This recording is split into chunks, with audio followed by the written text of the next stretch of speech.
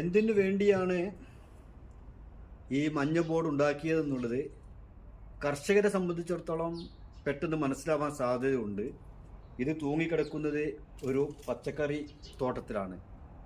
അപ്പോൾ ഈ കെണി ഉണ്ടാക്കിയതിൽ ചില ഉദ്ദേശ ലക്ഷ്യങ്ങൾ ഉണ്ട് എന്നുള്ളത് കർഷകർ മനസ്സിലാവും. അതാണ് നമ്മുടെ മഞ്ഞക്കണി.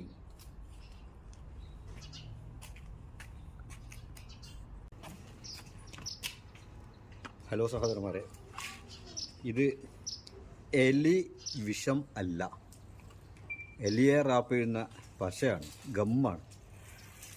ഇത് ഒരു പരീക്ഷണാർത്ഥം ഇവിടെ പരീക്ഷിക്കുകയാണ്. റിസൾട്ട് നമുക്ക് പ്രതീക്ഷിക്കാം.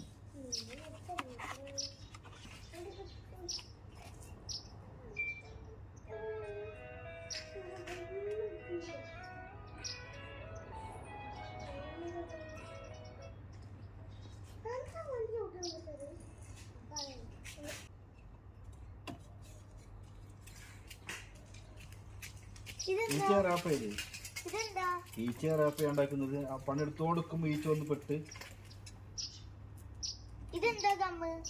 ഇതോ, ഇത് ഈച്ചയെ പിടിക്കാണ്ട. നിങ്ങൾ അധികം വികൃതി കളിച്ചാൽ നിങ്ങളീ കൊടുക്കും.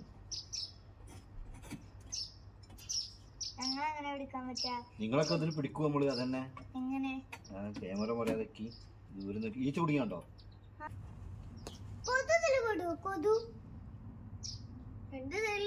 നമ്മുടെ കൈ അങ്ങോട്ട് വെച്ച് കഴിഞ്ഞാ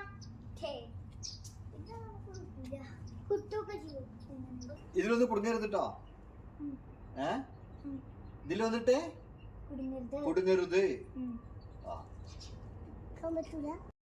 ഹൈ കൂട്ടുകാരെ, ഇന്നലെ ഉണ്ടാക്കിയ മഞ്ഞക്കണിയിൽ കുറേ ഈച്ചകൾ കുടുങ്ങിയിട്ടുണ്ട്.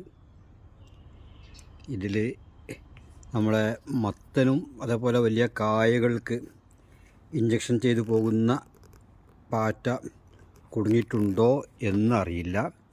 സാധാരണ ഈച്ചകൾ, പലതരം ഈച്ചകൾ രണ്ട് പുറവും ഉണ്ട്. അപ്പോൾ എൻ്റെ മഞ്ഞക്കെണിയിലെ പരാജയം എന്ന് പറഞ്ഞുകൂടാ, ഈച്ചകൾ കുടുങ്ങുന്നുണ്ട്.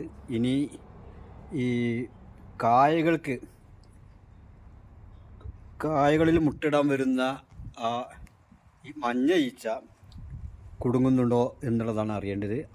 അവരിവിടേക്ക് വരാത്തത് കൊണ്ടാണോ, ഇത് കാണാത്തത് കൊണ്ടാണോ, ഇത് ആകർഷിക്കാത്തത് കൊണ്ടാണോ ഇതിൽ പെടാതിരുന്നത് എന്നത് അറിയില്ല.